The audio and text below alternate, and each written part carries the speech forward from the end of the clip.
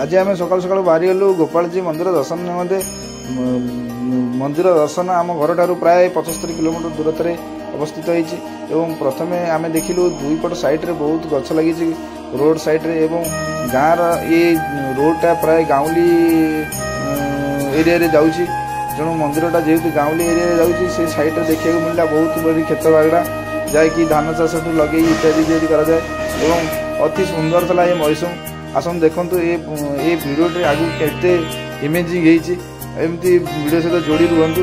आम मिलला गोटे अति सुंदर पद्म पोखरी आम गोटे एत सुंदर पद्म पोखरी था जहाँकि मन छुईनेला एवं मंदिर दर्शन पूर्व पद्म पोखरी दर्शन कर आम मन तृप्त है। ये पोखरी आम गोटे मंदिर को गोटे फूल नहीं जाइलु। जय जगन्नाथ। आम आसतु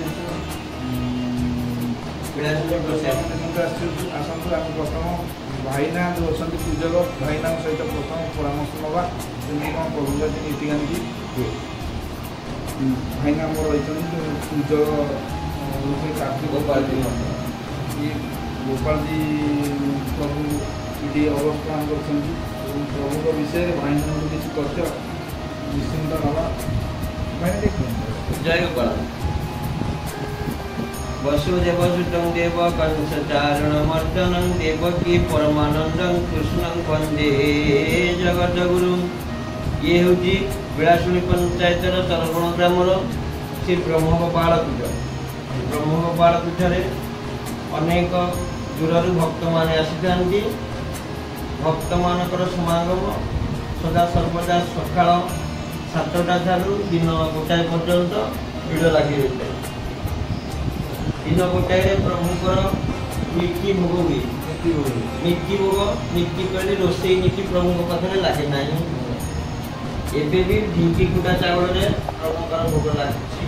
ढिंकी कुटा चाउल क्षीर छेना कदली नड़िया नबाद मरीच गुजराती सेव अंगुर डालिम ये सब पड़ी मकर चाउल नीति जिते भक्त माने थे समस्त को बंटन कर दिन 1टा पर बंद हुए।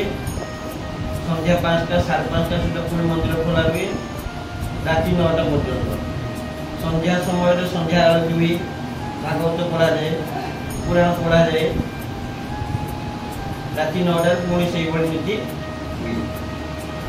आउ प्रभुकर तो बड़ बड़ फंक्शन रही संक्रांति कार्तिक पूर्णमी जन्माष्टमी बड़ बड़ फंक्शन बहुत भक्त मान समागम हुए।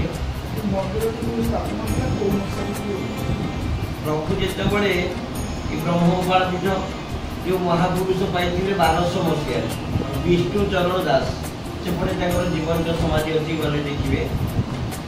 से विष्णु चरण दास नदी स्रोतरू ठाकुर भासी भासी आसी पाखे लगी काठ फरुआ दिए भासी भासी आसी लगी। रूपा फरुआ दिए प्रभु अच्छा से रूपा फरुआ दिए जमी जगन्नाथ ब्रह्म नाभिर रही रूपा फरुआ दिए ब्रह्मगोपाल विराजमान कर खोला हंटिनी कि देखती ना।